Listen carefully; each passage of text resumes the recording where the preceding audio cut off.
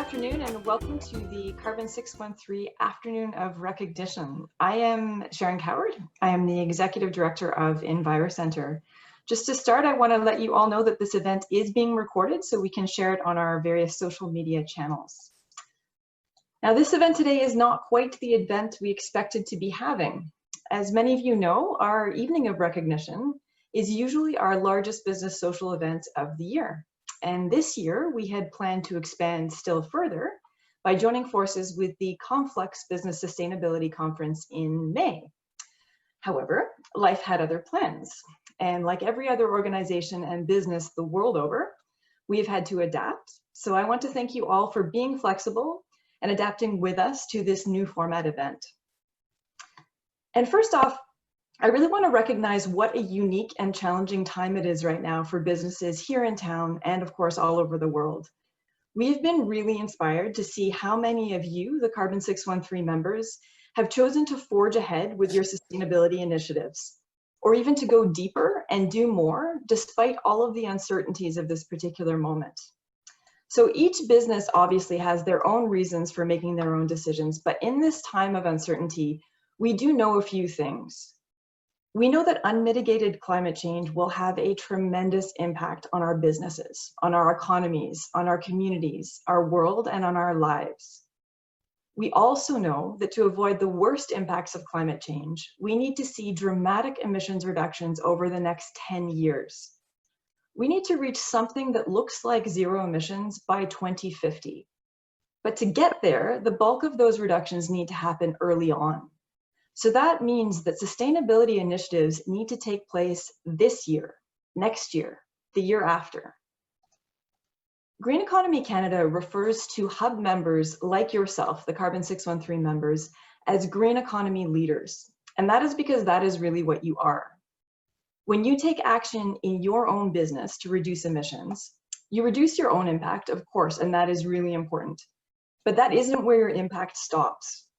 When you talk about your sustainability initiatives, when you join a program like Carbon 613, when you set a public target and put in place measures to reach it, you influence everyone connected with your business, your partners, your stakeholders, your suppliers, literally everyone who reads your tweets. You influence the culture of business here in Canada.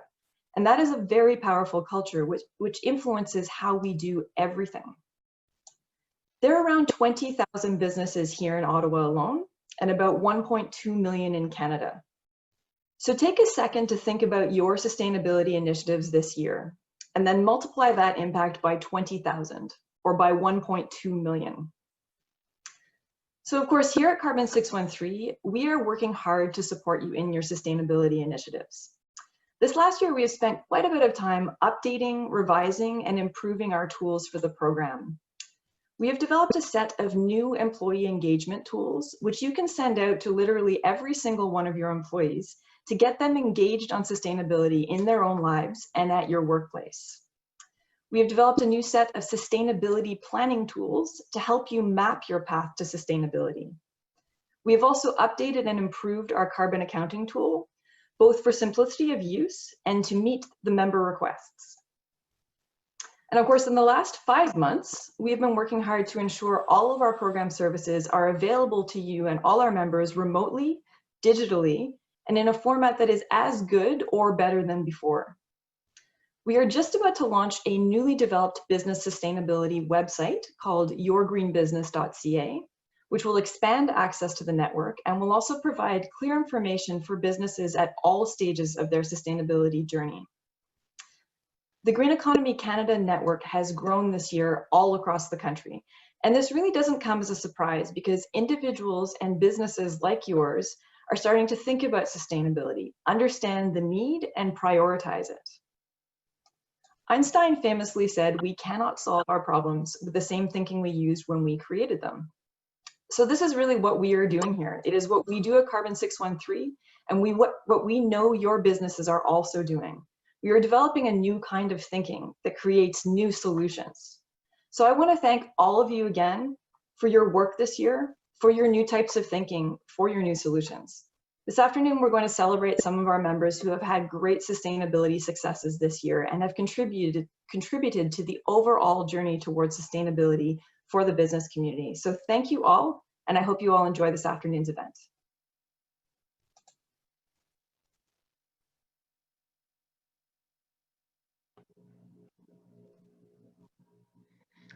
Thanks, Sharon.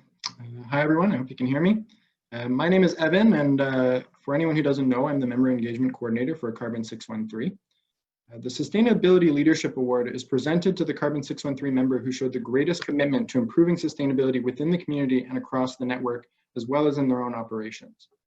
This year, I'm pleased to congratulate IKEA Ottawa for being this year's Sustainability Leader. And I'd like to welcome Julie Dameron, IKEA Ottawa's Communications Responsible, to accept the award. Welcome, Julie. So for those of you I haven't had the chance to meet, my name's Julie. I'm the Communications Manager, as Evan was saying, here at IKEA Ottawa. And a big thank you to the Carbon 613 team and the additional program members through EnviroCentre that IKEA's had the pleasure of working with for the last 2.5 years, and for recognizing IKEA as a sustainable leader within our hub and our network across Ottawa. I want to emphasize Carbon 613 and EnviroCentre's dedication to supporting businesses in efforts to be more sustainable. As Sharon was saying, you guys have done quite a lot of work over the last while, and they've gone above and beyond to adapt to the changing circumstances brought on by COVID-19, and have ensured affiliated businesses continue to get the value from our memberships, with clear emphasis on ways to improve operations, connecting members, and providing content to engage with, and that's been absolutely fantastic and useful. 2019 really brought sustainability to center stage. And with more businesses stepping up to advocate for change, we're seeing sustainability move from the margins to a real business opportunity. Some of you may have participated in the Carbon 613 speaker series with IKEA's commitments to sustainability with my colleague Melissa. So I won't go too much into that, but it's so fantastic to have IKEA's People and Planet Positive sustainability strategy align our local ambitions with these global actions. So translated locally, there's the 3 focus areas, and they include enabling people in our markets to live healthier and more sustainably within the limits of our planet, adapting to a circular business and climate positive actions in our own operations, and hugely creating a fair and inclusive social impact to improve the well-being of those in need in our community. IKEA Ottawa has a clear goal to divert 90% of our waste each month from landfill. So currently we are achieving on average an 86% diversion rate. So everything that comes in, be it the cardboard, shrink wrap, everything that you might see or think of, our organics waste, 86% of all of that on a monthly basis is being diverted. And through the sustainability tours that we've hosted in partnership with Carbon 613, members across the network have had the chance to see this in action and how IKEA works with diversion throughout the business. I think we're going to have to figure something out with virtual tours if there's any interest for that. Locally, as we work to transform to a circular business model in line with our global targets, we have formed partnerships with local not-for-profits and social enterprises to find new ways of eliminating waste materials, for example, our display textiles, working with a local social enterprise called Eco-Equitable, and instead bringing them back into the value chain as new products with added benefits to the community. This also extends to IKEA Food in a huge way. In 2019, IKEA Ottawa achieved a 30% food waste reduction from the production in our restaurants through a food waste auditing program called Waste Watchers. And our goal is to reduce that by another 20% in 2020, and I'm proud to say that we are very much on target for that. We also replaced all of our restaurant single-use plastics with compostable solutions as well. As a result of our membership to Carbon 613, IKEA Ottawa started working with Second Harvest Food Rescue to donate excess unsold food from the IKEA restaurant and Swedish food market and our bistro. And I'm very proud to say that since April alone, locally here, we've been able to donate over $15,000 in food through the Second Harvest Food Rescue program to organizations including the Boys and Girls Club of Ottawa. With the impact of the global pandemic, IKEA Canada committed to $2.3 million to support local communities impacted by COVID-19 with relief efforts to focus on supporting both vulnerable communities and medical services with in-kind products and supply donations. And since April, kind of in line with the food as well, IKEA has been able to donate over $315,000 towards COVID-19 relief efforts. So that's comprised of food, it was N95 masks to the Ottawa hospitals, furniture, household accessories to those in the Ottawa community that faced added barriers, including our homeless communities, newcomers, refugees, and children. Over 23,000 products that we have packed and donated, and providing relief to at least 2,000 families here in Ottawa as part of that, and still going. While so much has changed in such a short time, with the help of Carbon 613, it's fantastic to see the prioritization of sustainability actions to improve our business operations, our people, and planet continuing to hold strong throughout this network. Carbon 613 has been a great partner to engage for change and continue to improve our operations.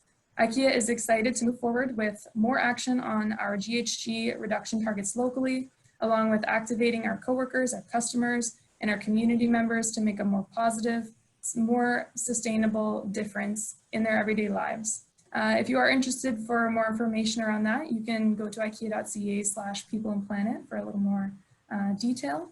And I just want to say again a big thank you, and look forward to chatting with more people here.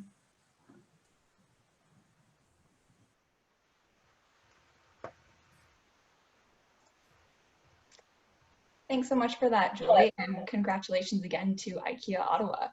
My name is Brody, and I'm a program coordinator with Carbon 613. Joining us now, we have Philip Mansfield, Sustainability Manager for Carleton University. Welcome, Philip. Thank you very much. That's a presentation, so I'm just going to share my screen and hopefully everyone can see that.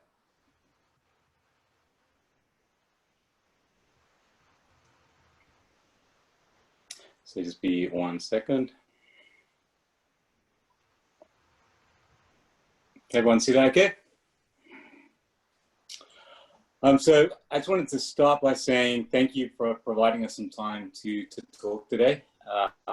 As I mentioned, my name is Philip Mansfield, and I'm the manager of sustainability programs at Carleton University. Again, I wanted to reiterate what's already been said in saying that we at Carleton have been really impressed with the Carbon 613 network.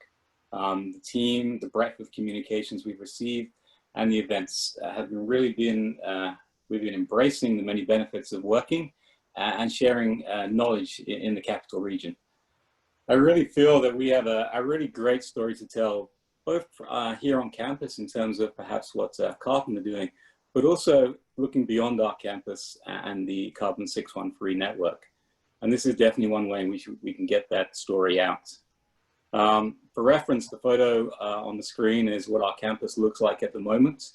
And as you can see, it's a nice, peaceful and quiet place. So very good for our energy savings and carbon emissions, but I think we're all ready to get back to some sort of normality. Here at Carleton, we have a strong history of promoting sustainability in higher education. And we continue to be one of the leading universities actually in this field. So as recently as 2019, we were ranked second in Canada within the UI Green Metric, which is a sort of a global ranking for university sustainability. And this long-term commitment is backed by our ongoing strategy to ensure we become a zero carbon campus by 2050. And to date, we've reduced our carbon emissions by 35%. We're looking to build upon our zero waste certifications, and I'll expand a little bit upon this. And we wish to continue to promote and allow for alternative transportation. Currently, around 60% of our community travel to the campus by public transport, so really looking away from single occupancy vehicles. And very much at the core of our role is engaging in developing teaching and research towards environmental and sustainable outcomes. In doing so, we wish to ensure that all students graduating in Carleton will be environmentally literate, whether they have graduated from a specific university sustainability course or not. One of the key programs we've been working on throughout this year is developing our governance and action plans towards what are our next steps. And while we acknowledge the work done, we think there's still much more that we could be doing. And towards this, we've engaged our community in the last year through a number of workshops, online forums, and face-to-face meetings as we developed what is our new sustainability strategy and supporting plans, including what is a green space plan and our energy master plan. Throughout this process, we actually heard from over 1,000 responses on what they saw as the vision of sustainability on our campus. And we were genuinely overwhelmed by our staff, faculty, and our students, more importantly, and their passion and commitment towards what is this program. We've also looked to our programs to the broader aims, such as the UI Green Metric and the Sustainable Development Goals. And we really want to be able to show how Carleton is contributing to this global set of goals. In addition, our new overall our new overall strategic integrated plan, now this is the overarching plan for the whole of the university, includes as one of 3 key directions, sustainability and wellness. And throughout the engagement to this plan, the importance of a sustainable campus, of reducing emissions, and I think definitely being an ambassador in our community to drive this change definitely shone through. We heard time and time again about the importance of sustainable initiatives from our staff and faculty.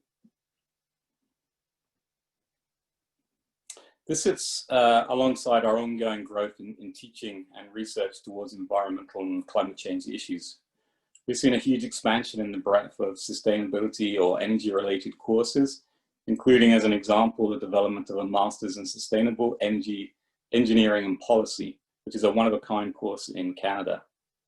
Research funding has increased, which has allowed for opportunities such as the Carleton Energy and Emissions Research Lab, which is a leading strategic network to provide understanding of flare-generated emissions. Research, from our perspective, is addressing the complex issues of sustainability and climate change, but definitely doing so from a social, environmental, and economic lens. As you can hopefully see, sustainability in all its guises is very much here to stay at Carleton. Building a little bit upon what IKEA was mentioning around the focus on zero waste, which is a key area where we're looking at not only focusing on, but continuing to do so. I'm sure we all have this as a focus in our roles and workspaces. It's something we all interact with every day. And from my discussions with students, interestingly, is always the key topic that they're most concerned about. They often say they don't pay the electricity bills or even necessarily turn the lights on, but they do use the bins. And again, a sort of a theme here is around engagement. So engagement has been an important element in developing our programs towards this. So we've met with our community to look at our processes and implement change.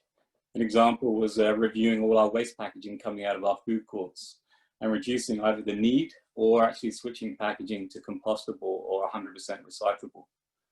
Our main residence food court actually uses reusable serviceware, but here our focus was more on food servings and sizes and waste food coming out of our kitchens.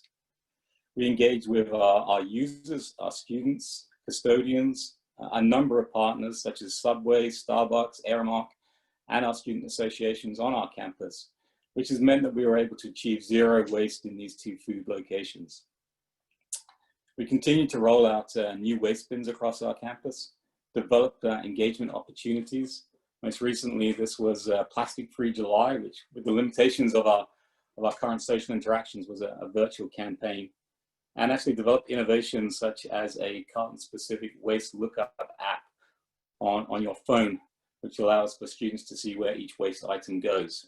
And that's especially important for international students coming onto our campus or students coming outside of Ottawa who might not necessarily know which waste streams we have. We set a target for zero waste on our campus, and we definitely think this is very much achievable. Continuing with the theme of engagement, we're always looking towards how we can empower our community to act for themselves. And I think within our current COVID times, the importance of individual action is never more important. 2 programs that highlight this on our campus are firstly our Green Workplace Checklist. So this allows staff to individually or collectively go through a checklist of simple and actionable items to reduce their impact and definitely promote best practice. So everything from daily travel to procurement is included in simple steps with central resources.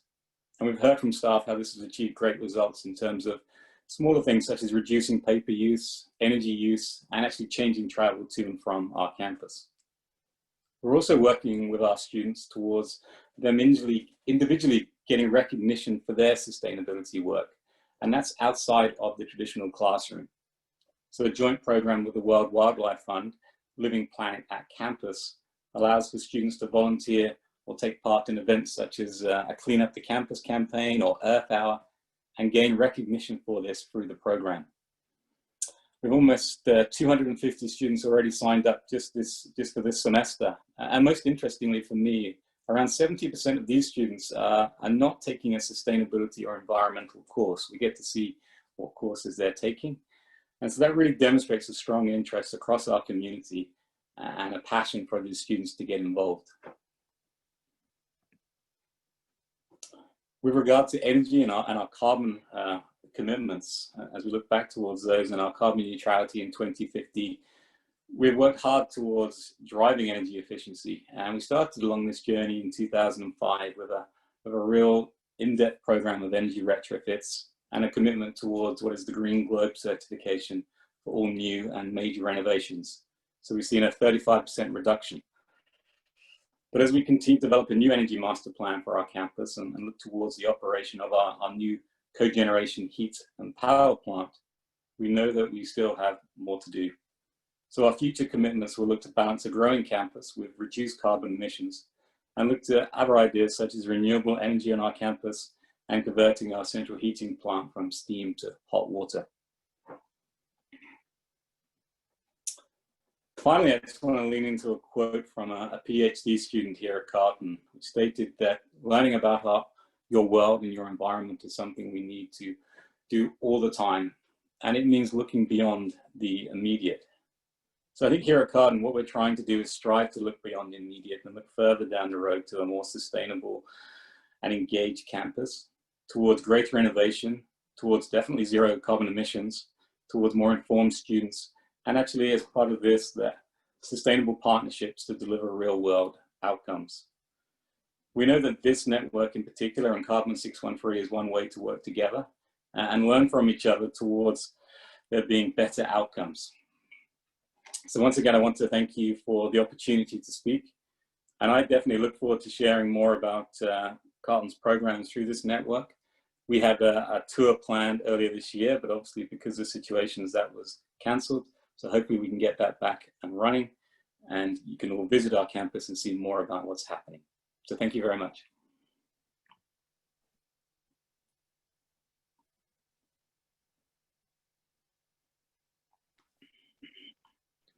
Thank you, Philip, for joining us today. It was great learning about Carleton's various sustainability initiatives. Hi, everyone. My name is Darren, and I'm a program coordinator for Carbon 613. The Sustainability Project Award is presented to the Carbon 613 member who implements the year's best sustainability project.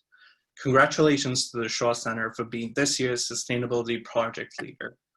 Blake Rainville, Shaw Centre's Senior Facility Manager, is with us to accept the award. Good afternoon, everyone. My name is Blake Rainville. I'm the Senior Manager of Facilities at the Shaw Centre. First of all, I'd like to thank Carbon 613 for this prestigious award and for all the amazing work that they've done within the business community in Ottawa. When we opened the Shaw Centre back in 2011, it was built under a LEED Gold certification as one of the most sustainable convention centres in Canada. A decade later, a number of items that were included in the building still stand at the forefront of the convention centre sustainability today. For example, our building is equipped with a rainwater cistern system where we collect rainwater from our roof, filter it on site, and then use it in our toilets and irrigation. This saved us around 850,000 liters of water a year. However, we did realize that even though we have a number of sustainability initiatives already in place, there's always room for improvement, which led us to join Carbon 613. We're extremely honored to accept this award and would like to take this opportunity to provide a quick overview of the projects that we completed in 2019, which are and will continue to have a large impact in the reduction of our carbon footprint. as it assists us in meeting our carbon reduction goals. The two major projects that we completed were the BAS optimization sensor upgrade through the entire building. This allows us to maximize the efficiency of our systems and in turn reduces our hydro and gas consumption. To give you a general idea of the impact this upgrade has had, our gas savings and usage has been reduced by approximately 80% during the same time last year since the project was completed. These numbers were compared prior to COVID closure of our building. The second large project that was undertaken in 2019 was the replacement of our main doors. The new doors are Alumacor phantom doors with insul door cladding and glazing and provides a much more significant upgrade in terms of insulation and air entry into the building. Both of these projects will assist us in further reducing our carbon footprint and continue to place our building as one of the most sustainable convention centers in Canada. Thanks again to Carbon 613 for this recognition and for all of you for being part of such a great community. Thank you.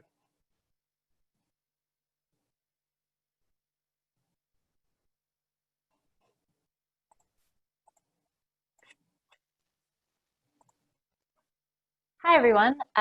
Congratulations again to Shaw Centre. Great to hear from you and all the projects that you have going on in the past year and continue to do. My name is Mandy. I'm the Community Outreach Coordinator for Carbon 613. Joining us now is Mike Gifford, founder of Open Concept Consulting. Welcome, Mike. Thank you, Mandy. So I'm going to be giving a brief presentation here, and I'm going to just share my screen so that you can see that. And where are we here? There's always these times when it's like, okay, where does this go? Hang on a second. This was all set up before, of course, and that's not what I wanted to share. Sorry about that. I'm just going to go off and stop the slide presentation. Oh, there we go. So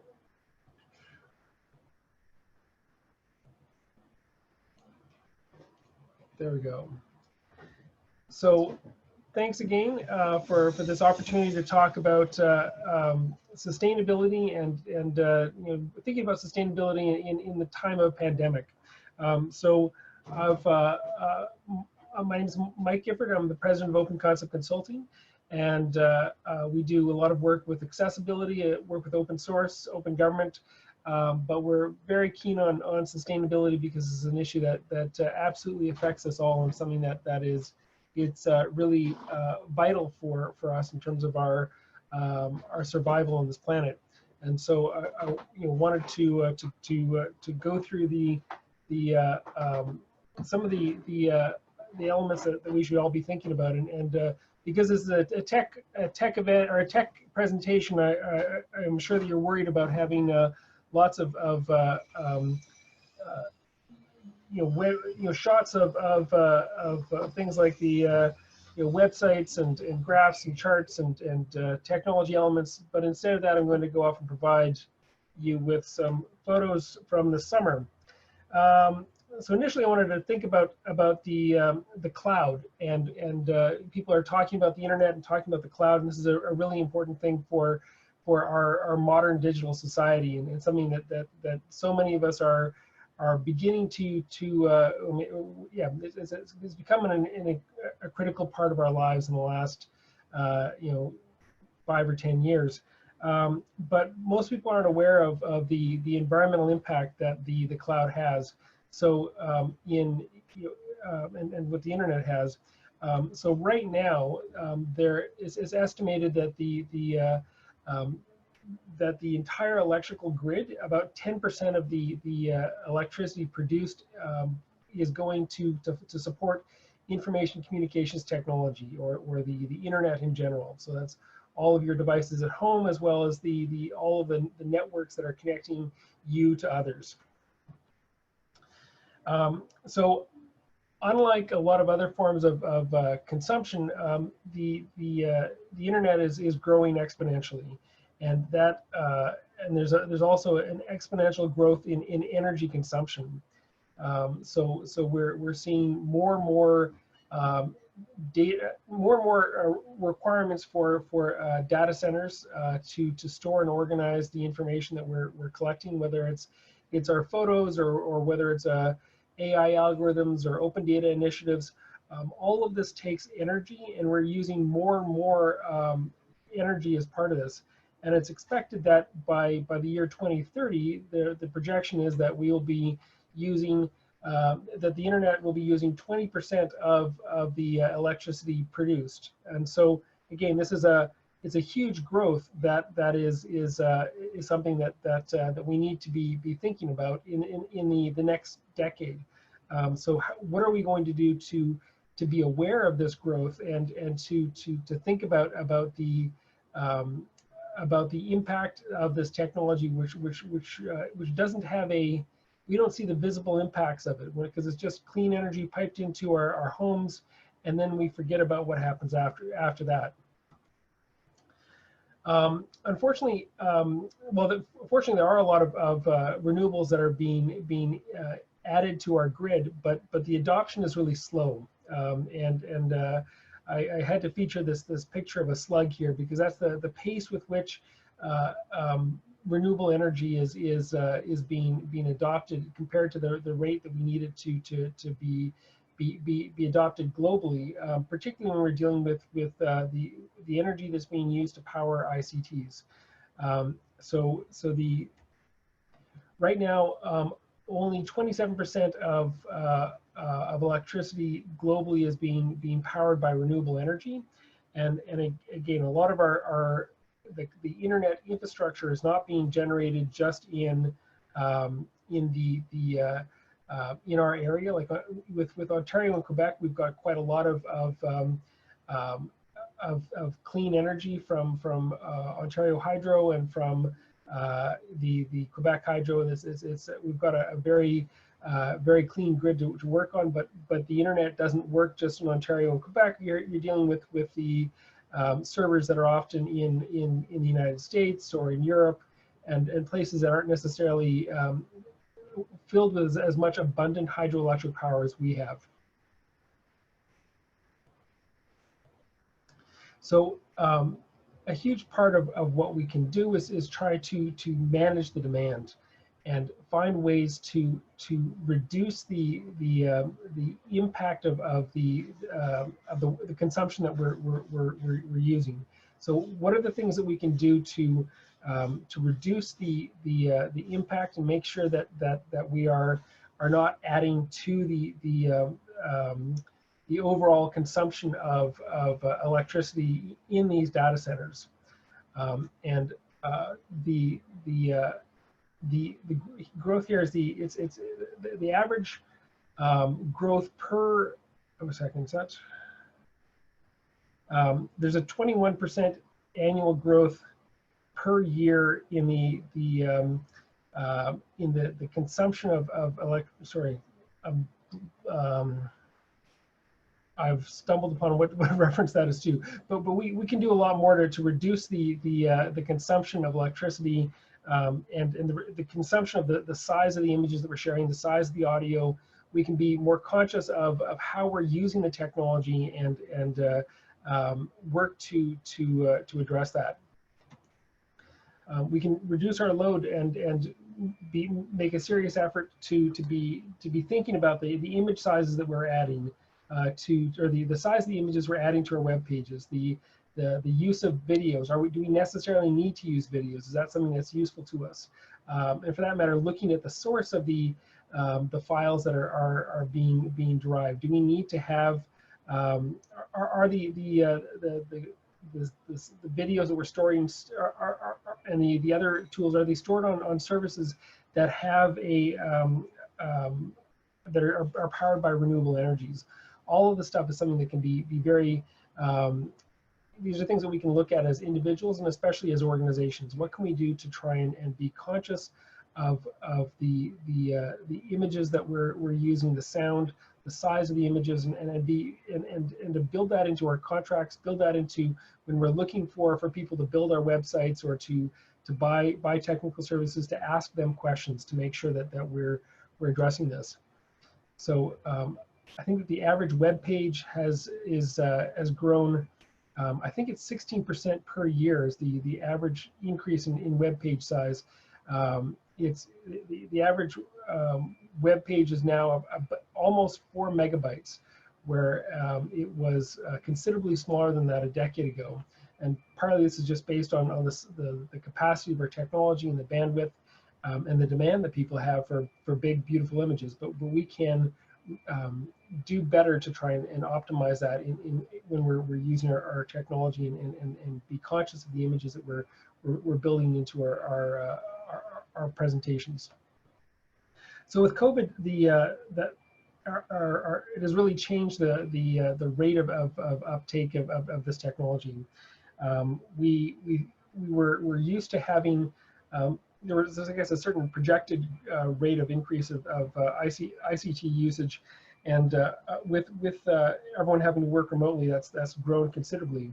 So it's between 40 and 50% of there's been a 40 or 50% growth in the use of ICT in Canada in the last well, since February, because people are shopping online, are getting their entertainment online.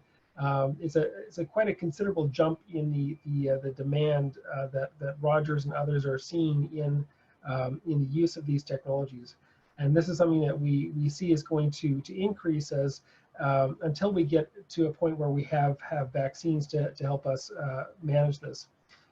So we have right now a 40% growth of the internet, and again, we need to be thinking about what the impact is when we're choosing solutions and moving towards a virtual office environment. But it's also a great time to imagine how things can be done differently. We can look at ways that we're using this technology and look to ask our suppliers and ask our communities, what are they doing to reduce their impact, and are there ways that they can be more conscious of the technological choices that they're using, and look at the weight of their impact on the internet, and to use this time to think about the choices that they're making and be conscious about them, so that we can move towards a zero footprint for the internet, which is a huge challenge.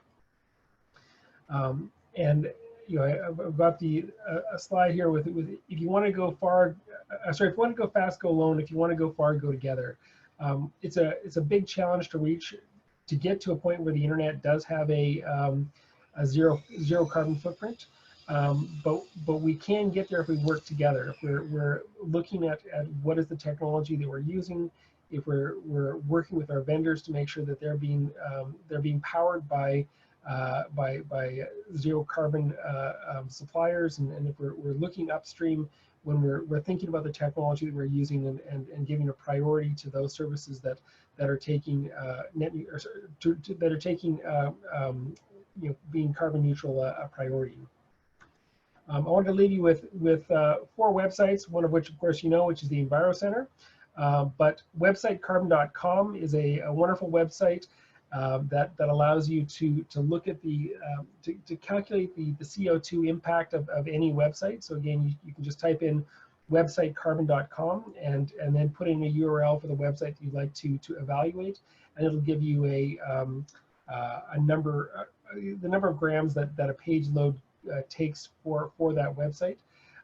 Also, the Green Web Foundation is a great site that highlights information about where the green hosts are, and if your server is sitting on and is powered by renewable energy. So yeah, that's the Green Web Foundation, and that's a great resource.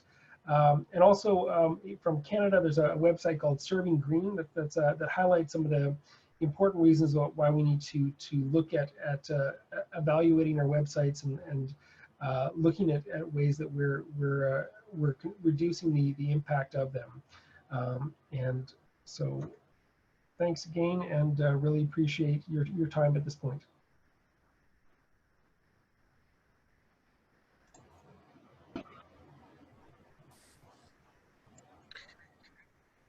Thank you, Mike, for joining us and sharing that presentation with us. My name is Melanie, and I'm the Program Manager for Carbon 613. The Emerging Excellence Award is presented to a Carbon 613 member who joined the program within the past year and has shown the greatest enthusiasm, leadership, and engagement on sustainability issues. Congratulations to Carleton University for being this year's Emerging Excellence member. Dr. Benoit Antoine Bacon, President and Vice Chancellor of Carleton University, is with us to accept the award. Congratulations. Good afternoon, everyone. I am Benoit. Thank you, Melanie, for the kind introduction. Appreciate it very much. C'est un grand plaisir d'être avec vous aujourd'hui, although I wish it was in person. Let me, of course, start by expressing my most sincere thanks on behalf of the entire Carleton University community for this award and this early recognition of our sustainability efforts. It's very exciting for us to be recognized in that way in our first year with the organization. We've really enjoyed to be part of the network so far, learning what everybody is doing in terms of sustainability in the area. We know that it is a community effort that will make a difference in the long run, as Mike was just saying at the end of his presentation. Of course, at Carleton, we have a long history of sustainability, early recycling programs, energy conservation measures already in the 90s. And we were one of the first universities to sign the Taiwan declarations as well for sustainability in higher education. And since then, as you heard from Philip in his great presentation, we've made so much progress. A master plan in sustainability that has led to a 35% reduction in our emissions. And of course, a commitment to certify all new and major renovations for sustainability features and performance across campus. We are an education institution, so of course we're committed to sustainability across our programs, whether they're full programs on sustainability or elements of sustainability across programs. We continue to be leaders nationally and internationally.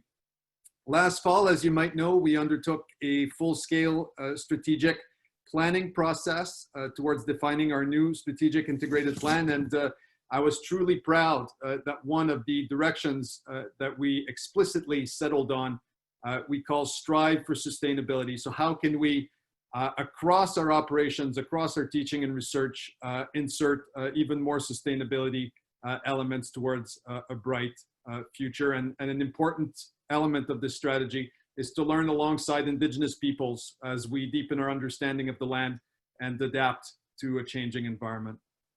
Maybe in closing, I'd like to emphasize all that we have to contribute to the greater world in terms of sustainability. I'm speaking about our research. We're looking at our operations on campus, but we're also developing new ideas and new methods of doing that we'll be able to use nationally and internationally around energy efficiency or any aspect of the sustainability.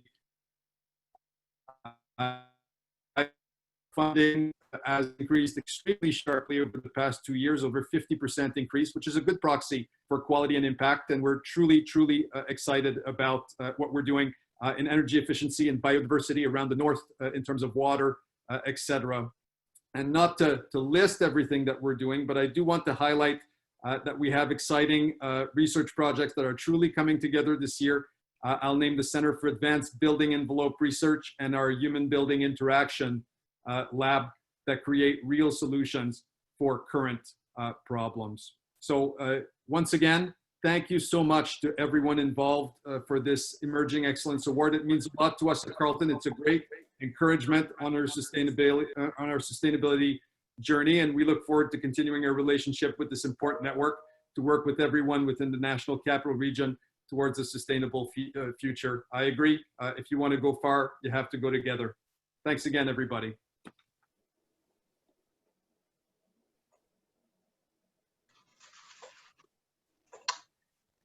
Thank you so much, and congratulations again to Carleton University and to all of our award winners. These have been some incredible stories that we are really looking forward to sharing with the broader community to celebrate business sustainability initiatives taking place right here in Ottawa.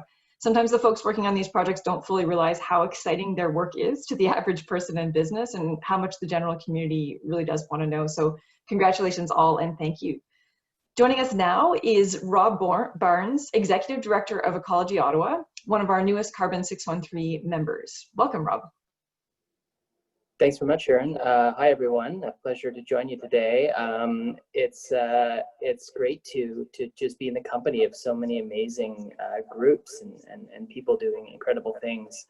I'm the executive director of Ecology Ottawa. Ecology Ottawa is a local nonprofit advocacy organization working to make Ottawa the green capital of Canada. And so we focus on advocacy, but really fit in, I think, to this broader picture, right? There's a real ecosystem of people and businesses and organizations all tugging at different pieces of what we sometimes call the transition to a green economy. And so that's what I'm here to speak about today, is really where Ecology Ottawa fits into the green economy as an advocacy organization, but more generally, you know, how advocacy organizations kind of fit into the broader conversation around all the important things that businesses are doing as we transition to greener modes of energy and you know, monitoring our waste and reducing our waste and all these things. So I've got a quick slide presentation that I'd be happy to share. I'm just going to click on shared screen now.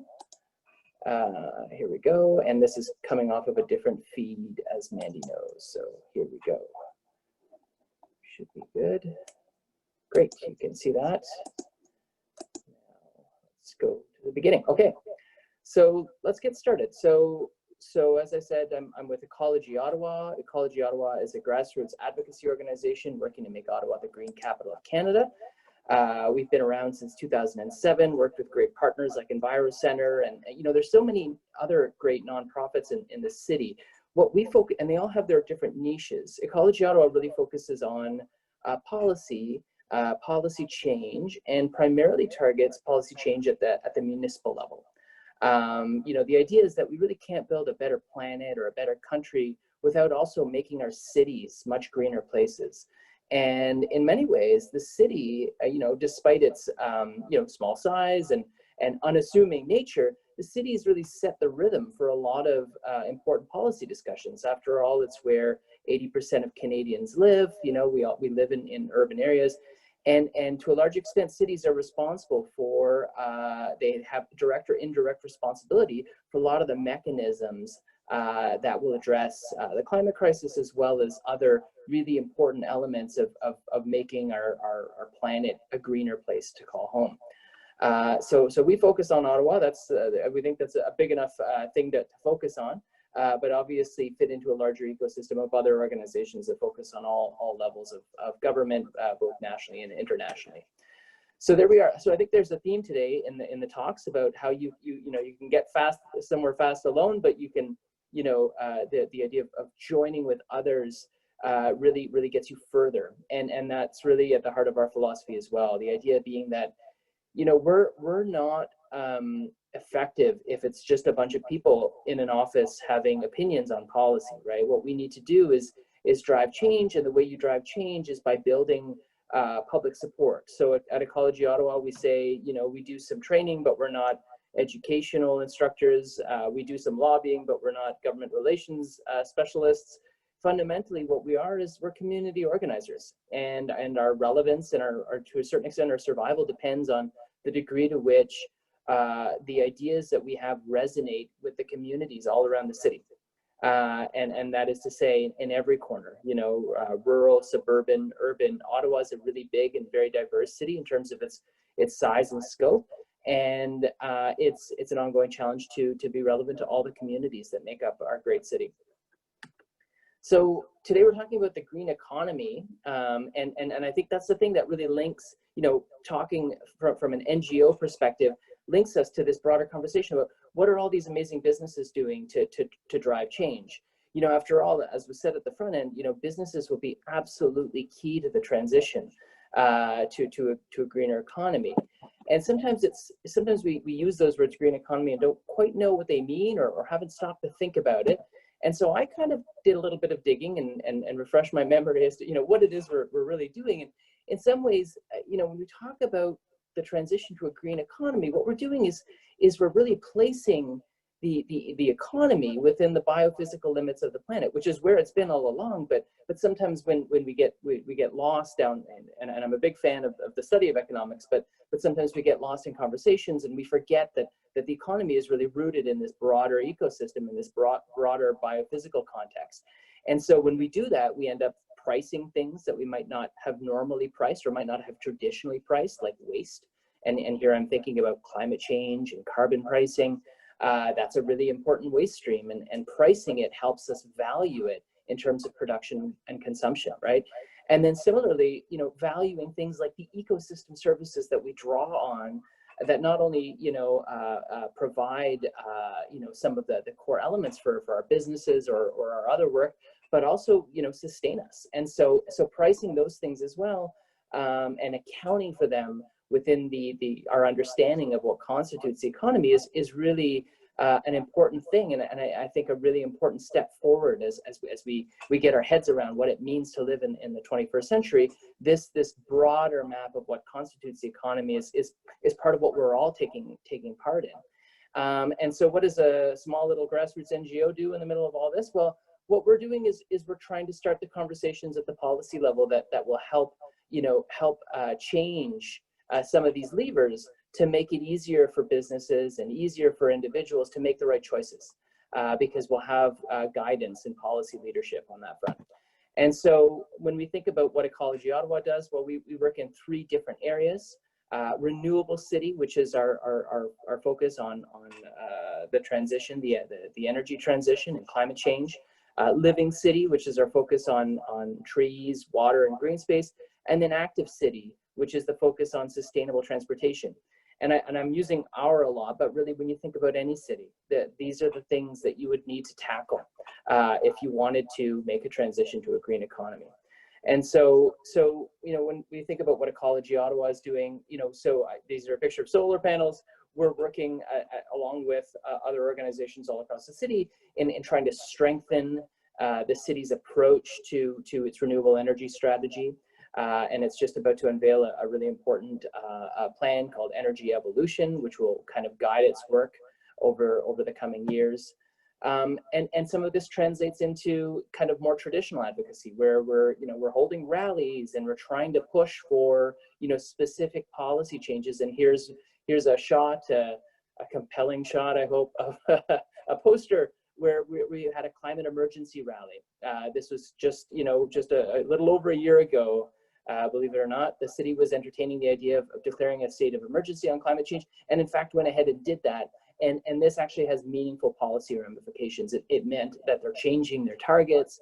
It meant that they're going to ramp up their ambition in terms of meeting those targets as well. But it also means more positive kind of community-facing elements, right? When we think about how does a city tackle climate change? Well, interestingly, a lot of the things that make a city a climate leader are also the things that make a city a much more vibrant and interesting and dynamic place to live. And so our new focus that we're just about to roll out is on 15-minute neighborhoods, which is something that is quickly becoming a buzzword, much to our satisfaction and joy. We're seeing cities around the world adopt this, and Paris actually is leading the way in talking about 15-minute neighborhoods.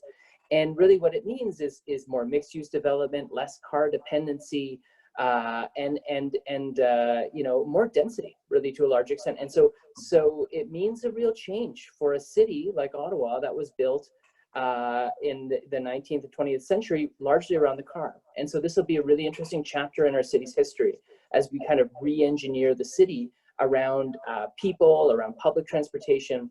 And it's a really interesting challenge that can make for dynamic neighborhoods and some we hope really engaging conversations about what a 15-minute neighborhood looks like in different areas of the city. Active City, this is a picture of Ottawa's flagship Complete Street program. Complete Streets are streets designed for all ages, users, and abilities. And this is a shot of Main Street, where the city built a nice segregated bike lanes on both sides. And really the Complete Streets investment that you see here has really been key, one of the key pieces to kind of reinvigorating this neighborhood, which was not too long ago kind of a throughway for cars. And so Active City, that campaign kind of focused on pushing for complete streets bylaw, which we've seen. And our next step is really to implement something called Vision Zero, which is to integrate safety considerations into all built infrastructure so that we can eventually eliminate severe injury and death on our streets by bike, by car, by motorcycle, by foot. It's a plague that haunts every city around the world, the idea that people aren't always safe on our streets, and we can improve that with strong policy. And so Vision Zero is a new direction for us there. And finally, a look at air quality. We're launching a program called Breathe Easy to monitor and report back on air quality at the City of Ottawa. And then with that data, what we're hoping to do is change the way the city plans. Should we continue to put retirement homes right next to the 417? Should we continue to put daycare centers next to busy streets? These are real questions that cities around the world have to ask. And without data, air quality data, we can't really answer those questions. And so this is an air quality monitoring program that we're embarking on this summer. Living City, you see here a picture of trees. Trees have been our flagship Living City program, campaign for a long time. And really it's about planting, protecting, and promoting trees citywide, reinvigorating our urban tree canopy. And just like other cities around the world, Ottawa's struggling to reach, meaningful tree canopy targets in the midst of, infill development and other challenges that we're facing because we're a growing city. And so trying to find that balance and trying to make it so that trees are protected systematically is a longstanding policy endeavor that we've embarked on. This is a picture of green infrastructure. This is a permeable pavement, but really this is one of many tools, living in built infrastructure that can help slow down, soak up, and filter rain where it falls. And so green infrastructure is really a powerful tool for adapting to climate impacts, severe weather events, flooding impacts. And really, you'll see cities around the world moving to adopt this in response to some of the challenges brought on by climate change. But also, trees are also part of the mix. That these are also the things, again, that make our city more livable and dynamic and vibrant and biodiverse. And so this is an area of focus. Speaking of biodiversity, here's a picture of a frog. So we're launching a biodiversity campaign this summer. It involves, some citizen science, identifying species and taking pictures of them and logging them into a free app.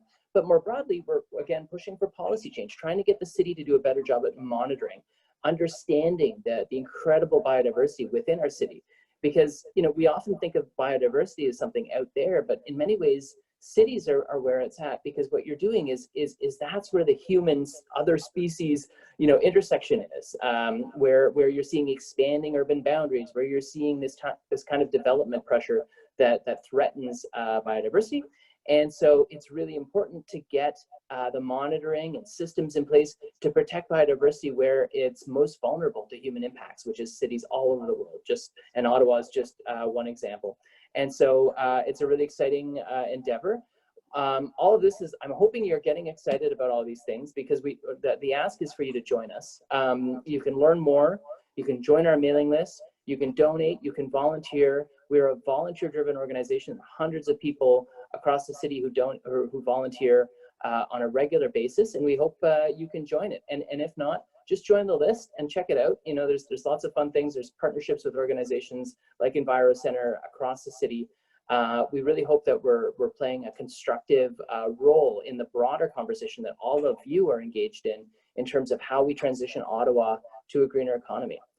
So thank you very much for your time today. Wow, thank you so much, Rob, for your great presentation and for all of your updates on everything that you're up to, and welcome to the network. So that really brings us to the end of our virtual afternoon of recognition. On behalf of Carbon 613 and Enviro Center, I'd really like to thank all of you for joining us during this very different year to recognize all of our collective efforts. I'm inspired by this program and the potential for making a huge impact in the world of climate change. The Carbon 613 program brings together many types of businesses from different industries, as well as size and scope of work, which allows us to learn from each other and provides a platform for discussion around what works from both the technical aspect as well as employee engagement. I encourage all of you to utilize the new and existing tools available and to continue to engage in dialogue with our team for support as needed. I'd also like to thank all of EnviroCenter's staff responsible for putting this event together. Again, really just some great presentations, and congratulations again to all of the winners. I hope you all have a great, fantastic day.